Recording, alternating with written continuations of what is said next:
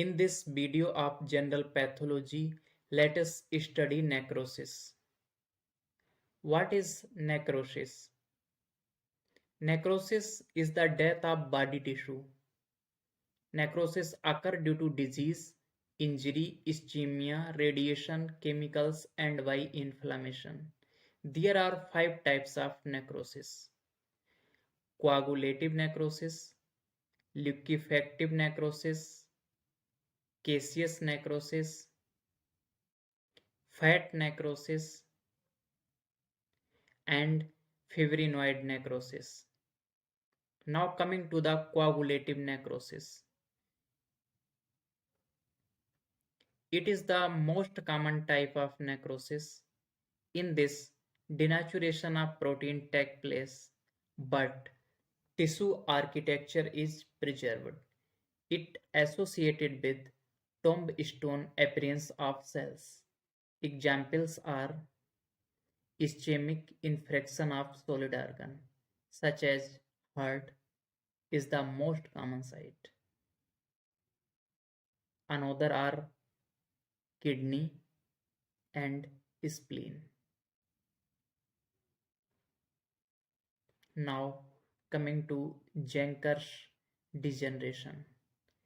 It is a coagulative necrosis of skeletal muscle and it associated with typhoid fever. Next type is liquefactive necrosis. In this, lysosomal permeability increased, so enzyme leak out and cause enzymatic damage. So in the liquefactive necrosis, tissue architecture is damaged.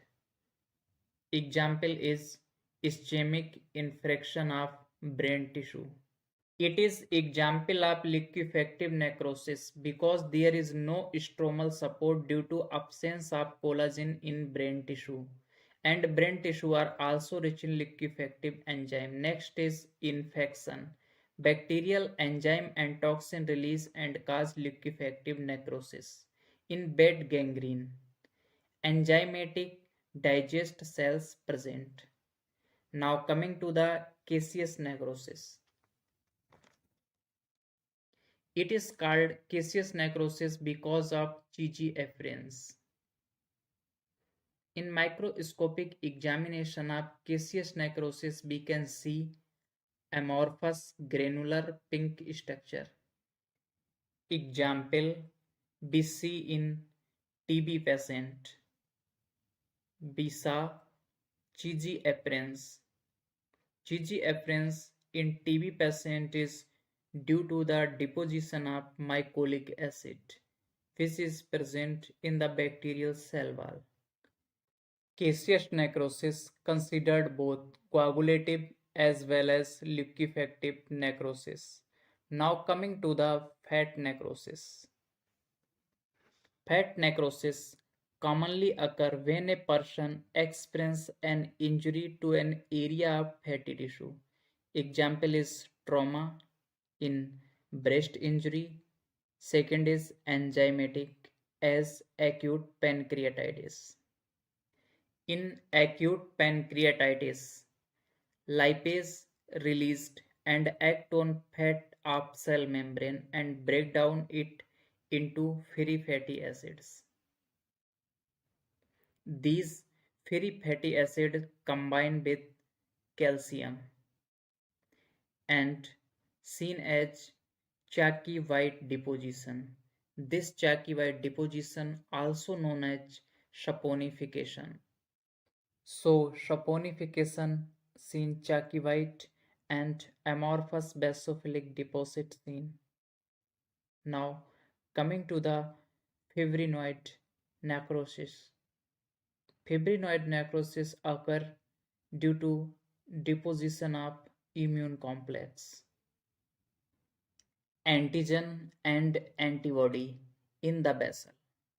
It associated with vasculitis, Escrow body, malignant hypertension, and type 3 hypersensitivity reaction. In this picture of fibrinoid necrosis, let us look clearly amorphous pink fibrin-like structure. Now let us little know about gangrene.